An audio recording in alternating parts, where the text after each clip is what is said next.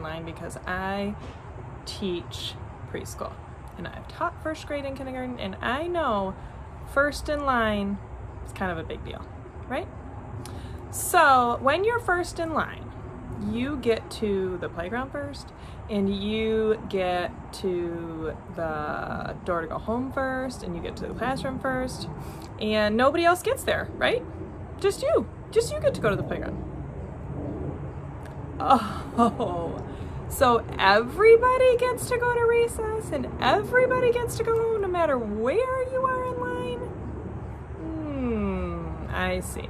That's kind of what our story's about right now. That it doesn't really matter who's first or who's last, because you all get there.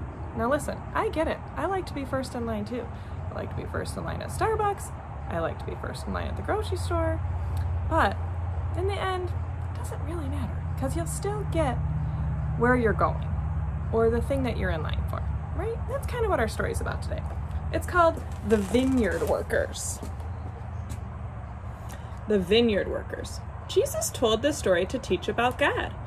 A farmer needed workers for his vineyard where he grew grapes. "Will you work in my vineyard?" he asked some people. "How much will you pay?" they answered.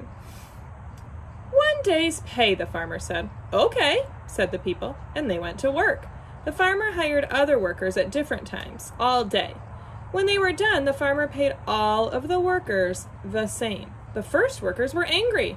"You paid the last workers the same as us," they shouted. "We worked longer in the hot sun." And the farmer answered, "I gave you what I promised you. Are you upset because I'm being generous to the others?" Jesus said that God is generous like the farmer.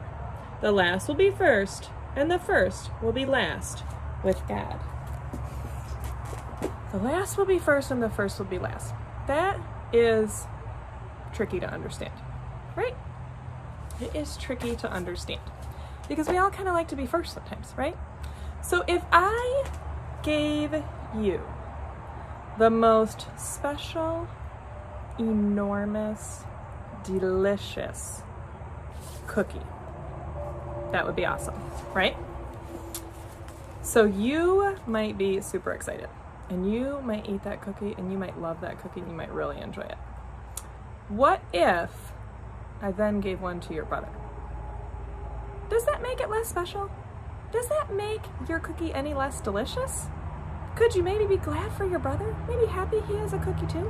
What if I gave an enormous, special, big cookie to everyone in your neighborhood?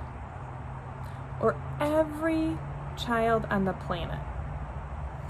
What if everybody got the most special, the most delicious, the biggest cookie?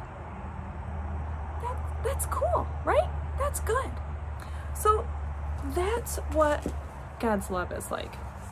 It doesn't matter where you are in line, or if you're the only one to get a cookie, or if everybody gets a cookie, or where we are in finding God. We are all part of this wonderful work together. We all receive God's love and grace because there's more than enough to go around. That's what's cool about it. God has so much love, and it's unconditional love. We've talked about that before.